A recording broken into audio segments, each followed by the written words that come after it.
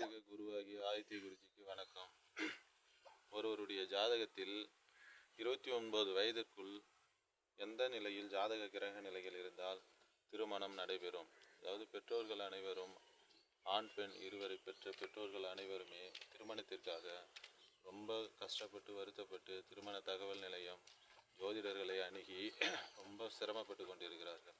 இவர்களுக்கான ஒரு விழிப்புணர்வு வீடியோ 29 வயதிற்குள், அதாவது ஒரு 23 வயதிற்கு மேல் 29 வயதிற்குள் மணமகனுக்கோ மணமகளுக்கோ திருமணம் ஆகக்கூடிய ஜாதக விளக்கம் எப்படி இருந்தால் திருமணம் நடைபெறும். இந்த உங்களுடைய பெண் பிள்ளைகள் ஆண் பிள்ளைகளுடைய ஜாதகத்தில் இதுபோல கிரக நிலை இருக்கும் பொழுது திருமணம் எளிதில் நடைபெறும். அவர்களுக்கு மட்டும் நீங்கள் திருமணத்திற்கு ஏற்பாடு செய்தால் ஒரு 6 மாத காலத்திற்குள் பெண் பார்த்தோ அல்லது ஆண் பார்த்தோ திருமணம் உடனே நடைபெறும். அதற்கான விளக்கங்களை இந்த வீடியோ பதிவில் பார்க்கலாம். ஒருவருக்கு மேஷ லக்கணம். இந்த லக்கணத்தில் சுபகிரகங்கள் என்று சொல்லக்கூடிய குரு, சுக்கிரன், பௌர்ணமி சந்திரன்,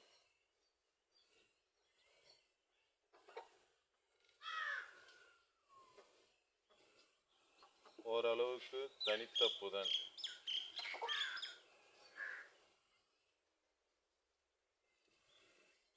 சுபகிரகங்கள்.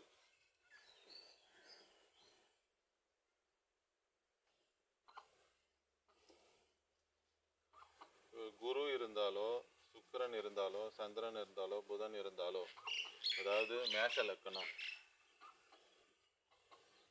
லக்கணம் என்பது 1ஆம் இடம், குடும்பம் என்பது 2ஆம் இடம், 3, 4, 5, 6, 7, 8, 9, 10, 11, 12. திருமணம்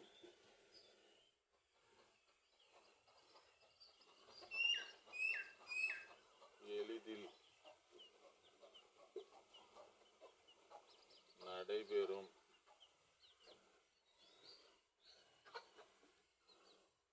ஜாதக அமைப்பு.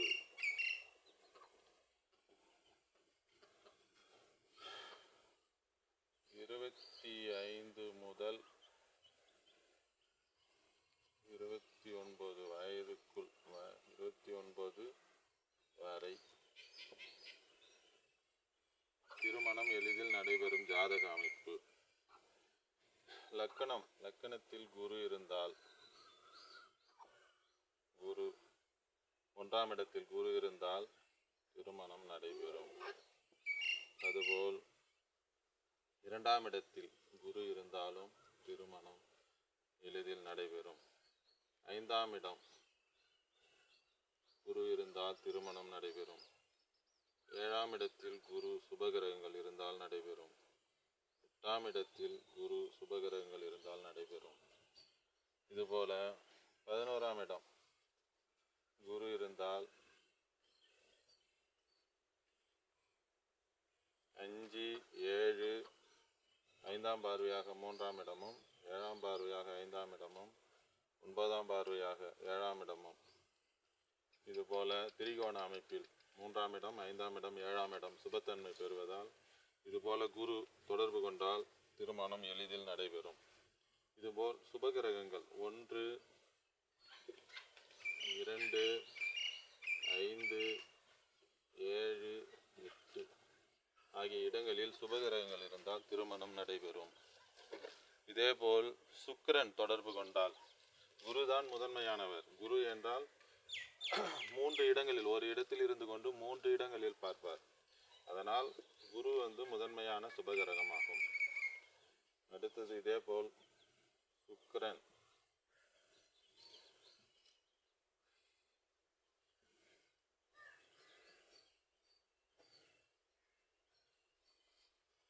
சுக்கிரன் இங்கு இருந்தால் 7ஆம் இடத்தை பார்ப்பார்.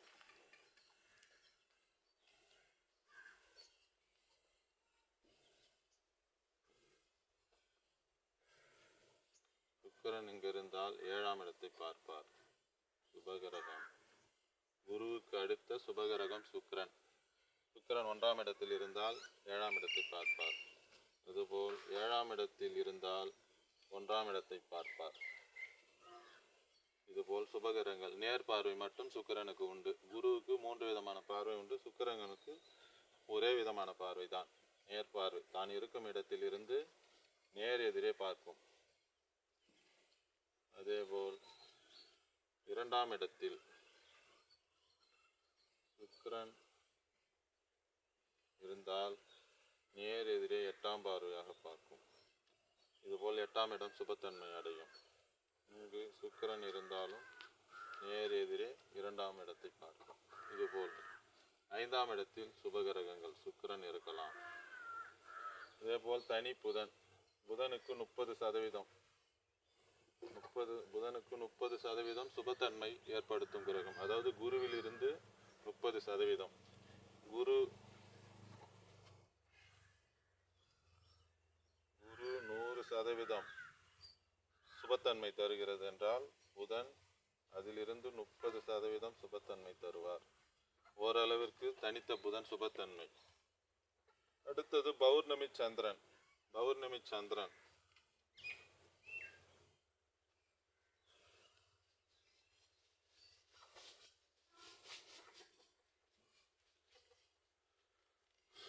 எட்டாம் இடம். சூரியன் 8இல் இருந்தால் சந்திரன் உச்ச சந்திரன் பௌர்ணமி. சித்திரை வைகாசி, அதாவது கார்த்திகை மாதம், கார்த்திகை பௌர்ணமின்னு சொல்லுவாங்க. இதுபோல் சந்திரனுடைய சூரியனுக்கு நேர் எதிரே சந்திரன் இருக்கும்போது பௌர்ணமி. இதுபோல் பௌர்ணமி சந்திரன் இருந்தால், இங்கு சந்திரன் இருந்து சூரியன் இதில் இருந்தால் பௌர்ணமி சந்திரன். இதுபோல் பௌர்ணமி சந்திரன் அல்லது வளர்பிறை சந்திரன். இதுபோல் இங்கே இருக்கலாம். 5ஆம் இடத்தில் சந்திரன் இங்கே இருக்கலாம். சூரியன் இங்கே இருக்கலாம். இது மாசி மாதம் பௌர்ணமி. இதுபோல் 5ஆம் இடம் சுபத்தன்மை. 5ஆம் இடம் புத்திரம். 1 லக்னம் சுபத்தன்மை அடைய வேண்டும். 2ஆம் இடம் குடும்பம்.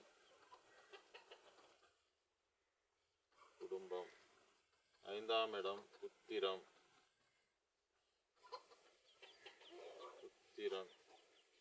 7ஆம் இடம் கணவன்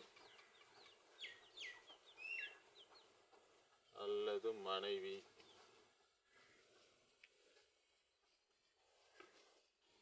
8ஆம் இடம் ஆயுள். இதுபோல இவர்கள் 5 இடத்தில் சுபத்தன்மை இருந்தால் 25 வயது முதல் 29 வயதிற்குள், அதாவது ஜாதகத்தினுடைய தசாபுத்தி அமைப்பிற்கு ஏற்ப இவர்களுக்கு திருமணம் எளிதில் நடைபெறும்.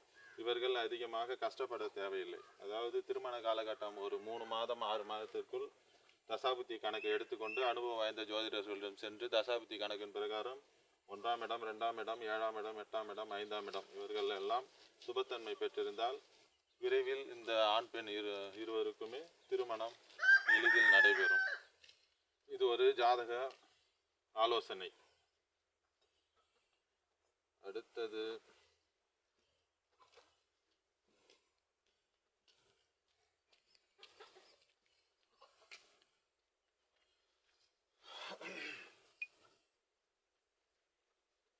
இந்த 1, 1, 2, 7, 8, 5 இந்த அனைத்து இடங்களிலும் பாவகிரகங்கள் தொடர்பு கொள்ளக்கூடாது.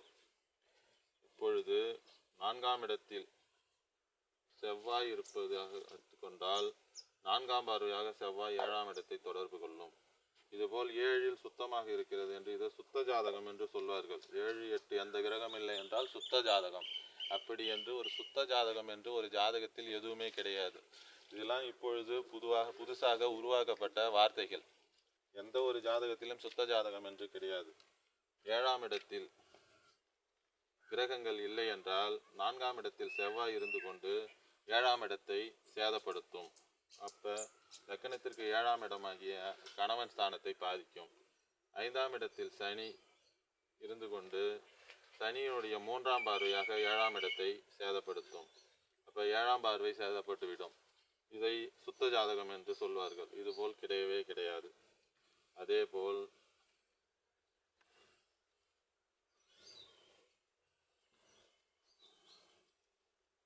செவ்வாய் லக்கணத்தில் இருந்தால் 7ஆம் பார்வையாக இது பண்ணும். 7 8 சுத்தம், 7 8 சுத்தம், சுத்த ஜாதகம் என்று சுத்தம், சுத்த ஜாதகம். இதுபோல் கிடையவே கிடையாது. சனி இங்கிருந்து கொண்டு 10ஆம் பார்வையாக 7ஆம் இடத்தை பார்ப்பார். இதுவும் தவறான விஷயம். 7ஆம் இடம் வந்து சேதப்படும்.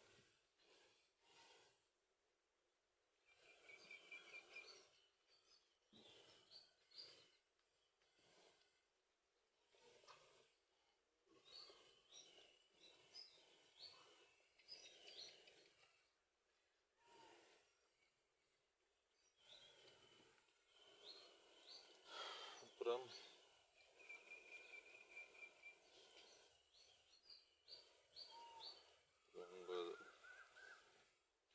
இதில் செவ்வாய் இருந்தாலும் 4ஆம் இடத்தில் செவ்வாய் இருந்தாலும் 1 2 3 4 செவ்வாயினுடைய 4ஆம் பார்வை 8ஆம் இடத்தை சேதப்படுத்தும்.